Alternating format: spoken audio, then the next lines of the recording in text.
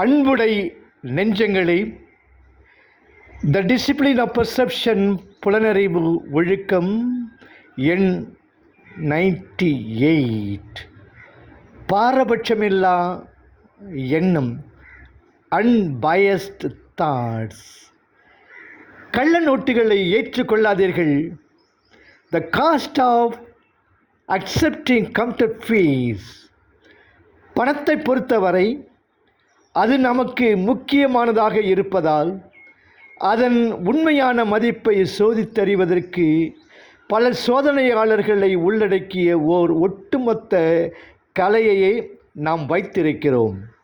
ஆனால் நம்முடைய சொந்த வழிகாட்டி கொள்கை என்று வரும்போது நாம் கொடுக்க வேண்டிய விலையை பற்றி யோசிக்காமல் நம் கண்முன் மின்னல் வேகத்தில் பளிச்சிட்டு விட்டு ஓடி மறைகின்ற எதுவொன்றையும் நாம் வெறுமனே ஏற்று கொண்டு விடுகிறோம் என்கிறார் எபிடெக்டஸ் டிஸ்கோர்ஸ் என்ற நூலில்.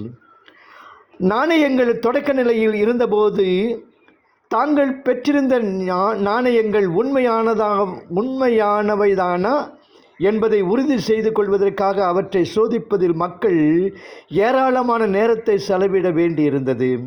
டோக்கிமேசன் என்ற கிரேக்க சொல்லுக்கு ஒரு கனிம தாதுவின் தரத்தை சோதித்தல் என்பது பொருள். ஒரு நாணயம் உண்மையானதா அல்லது போலியா என்பதை கண்டுபிடிப்பதற்கு வணிகர்கள் அதை ஒரு கடினமான தளத்தின் மீது ஓங்கி வீசுவர்.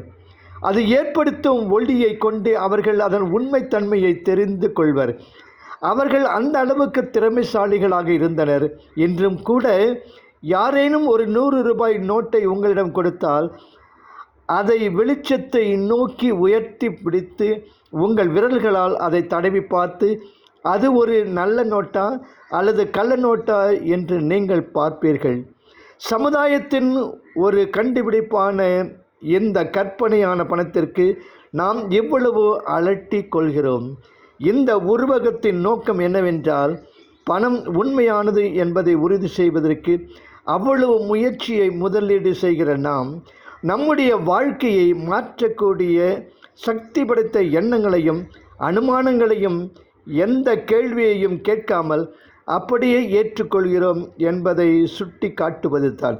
இந்த வகையில் ஏராளமான பணம் உங்களிடம் இருப்பது உங்களை ஒரு செல்வந்தராக்குகிறது என்றும் ஏராளமானோர் ஒன்றை நம்புவதால் அது நிச்சயமாக உண்மையாகத்தான் இருக்கும் என்று நீங்கள் அனுமானிப்பது ஒரு நகைமுரணாகும். உண்மையில் நாம் இந்த அனுமானங்களை கவனமாக சோதிக்க வேண்டும்.